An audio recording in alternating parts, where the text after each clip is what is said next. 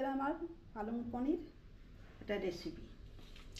তার জন্য লাগবে আমার দুটো তেজপাতা, দুটো শুকনো লঙ্কা আর একটু গরম মশলা, তার মধ্যে একটা বড় এলাচ দানা আর দুটো ছোট এলাচ দানা, জিরে, গোটা জিরে, এই নিয়ে হলো এবার আমার একটু লাগবে এটা মৌরি, ধনে বেশি দেওয়া আছে, জিরে ধনের গুঁড়ো, হলুদ, লবণ। আর এতে পেস্ট করে রেখেছি আদা আর রসুন। পনিরটা কেটে রেখে দিয়েছি পিস পিস করে। আর এটাতে আমি কাঁচা লঙ্কা দিয়ে পালং শাকটাকে বেটে রেখে দিয়েছি। বাটার আগে অবশ্যই ভাপিয়ে নিয়ে ভিজিয়ে রাখতে হবে ঠান্ডা জলে, এতে স্বাদ এবং বর্ণ দুটোই ঠিক থাকবে। টমেটোটা কুচি কুচি করেছি আর পেঁয়াজটাকে আমি একটু গ্রেট করে রেখে নিয়েছি আর কাঁচা লঙ্কা। এই হলো আজকের আমার রেসিপির আইটেম। তার মধ্যে লাস্টে আমি দেবো আমুলের ক্রিম দিয়ে নামাবো। একটু চিনিও নিয়েছি, গ্যাস জ্বেলে দিলাম। এবার আমি কড়াই বসাবো। ততক্ষণ কড়াইটা গরম হোক। তেলটা বেশ গরম হয়ে গেছে। এইবারে আমি পনিরটা আগে ভেজে নেব। তেলে একটু লবণ দিয়ে দিলাম।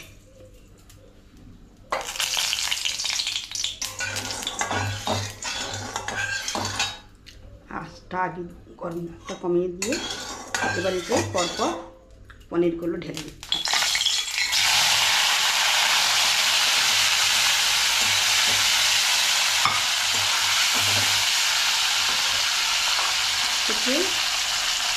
আর একটু লবণ আর একটু হলুদ দিয়ে ভেজে নেব।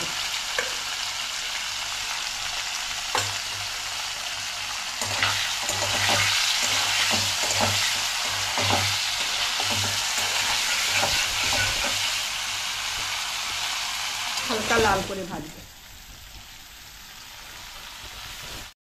ব্যাস আমার হালকা ভাজা হয়ে গেছে। এবারে আমি এগুলোকে তুলে নেব। আমি পাত্রে একটু জল নিয়ে নিই, এই জলের মধ্যে আমি এগুলোকে তুলব। তাহলে এই পনিরগুলো শক্ত হয়ে যাবে না, সফট থাকবে।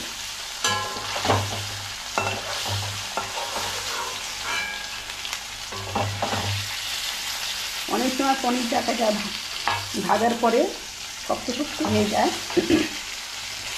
যদি এরকম করে জলের মধ্যে রাখো তাহলে এটা শক্ত হবে না, পনিরটা ভালো থাকবে। আছে আমি এই তেলেতেই এবার আমি ফোড়ন দেব। আগে আমি দুটো তেজপাতা দিয়ে দিলাম। এবার শুকনো লঙ্কা,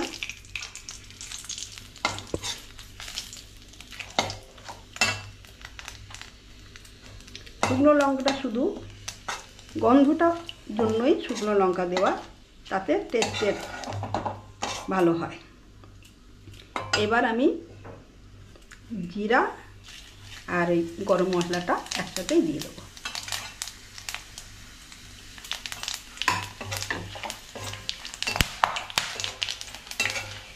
এটা বেশ ভাজা হয়ে এসছে, গন্ধ বের হয়েছে। গন্ধ বের হওয়ার পর দুটো ভাজবে লাল করে। তারপরে আমি এই আদা আর রসুনের পেস্টটা দিয়ে দিচ্ছি।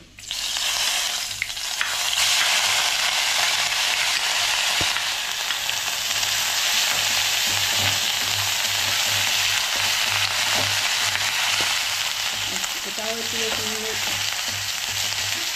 গন্ধটা চলে যাচ্ছে। এবার আমার এই গ্রেট করা পেঁয়াজটাকে দিয়ে দিচ্ছি।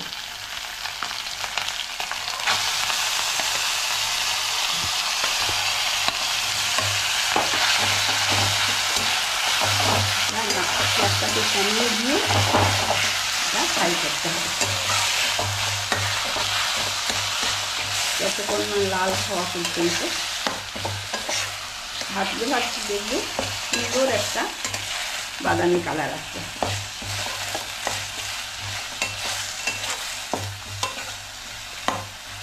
জল ছেড়ে দেবে।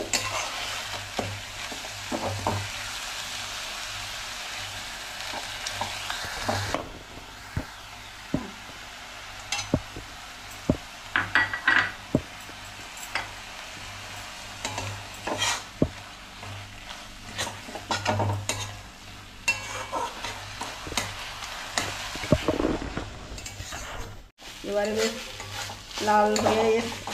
লাল হয়ে গেছে। এবার আমি পরবর্তী মশলাগুলো দিয়ে দিচ্ছি। একটু জিরে ধনের গুঁড়োটা,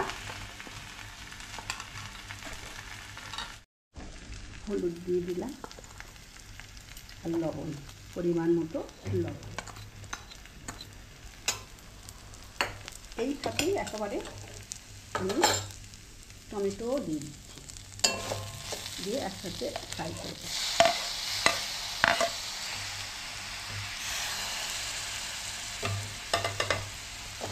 সামান্য জল দিয়ে দেওয়া হবে।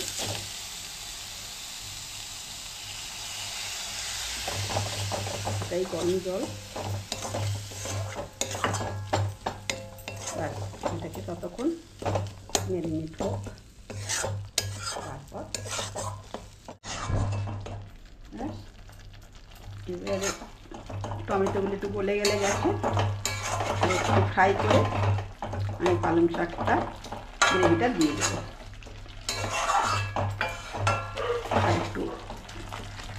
আর একটু হোক, তেল ছাড়তে একটু বাকি আছে, ছেড়ে আসছে। গন্ধটা সুন্দর, ব্যাস এবার বেশ সুন্দর তেল ছেড়ে দিয়েছে। আমার মশলা কষা হয়ে গেছে। এবার আমি এতে পালংটা দিয়ে দেব। পালং শাকের গ্রেভিটা দিয়ে আর একটু ফ্রাই মতো করবো।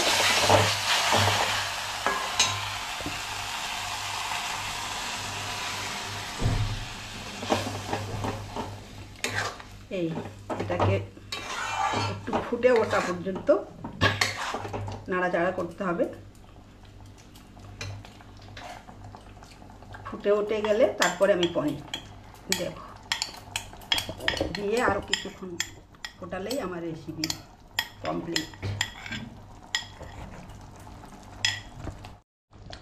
ব্যাস আমার এটা বেশ ফোটা হয়ে গেছে। এইবার আমি পনিরটাকে ঢেলে দিচ্ছি। দেওয়ার পর আর একটু ফুটবে, আমার তখন পালং পনির কমপ্লিট হয়ে যাবে। উপরে একটু আমি ক্রিম দেব। এই হলো আমার পালং পনির। দেখো আর একটু ফুটে যাক পনিরটা, তাতে পালং শাকের পুরো গ্রেভিটার মধ্যে চলে যাবে, সিদ্ধ হয়ে খানিকটা পনিরের মধ্যে পালং শাকের একটা গন্ধ সুন্দর হবে। তারপরে আমি এতে কয়েকটা কাঁচা লঙ্কা আমি ছড়িয়ে দিচ্ছি, গোটা গোটা দিলাম, যার লাগবে সে খাবে বলে এ করে দিয়ে দিলাম, আর কোনো কাটবো না, দিয়ে দিয়েছি। আর একটু ফুটে যাক, ফুটে গেলে একবারে চিনিও এই সময় দিয়ে দিচ্ছি।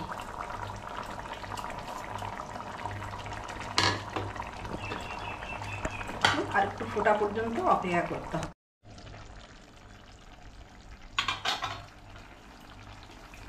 এই ফুটছে, বেশ ভালোই ফুটছে। আমার মোটামুটি রান্নাটা কমপ্লিট হয়ে গেছে। আমি এবার একটু ক্রিম ছড়িয়ে দিচ্ছি।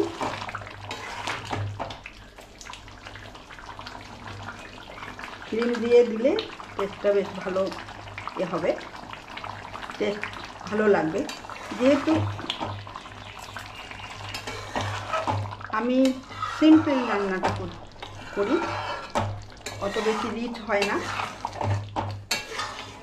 এই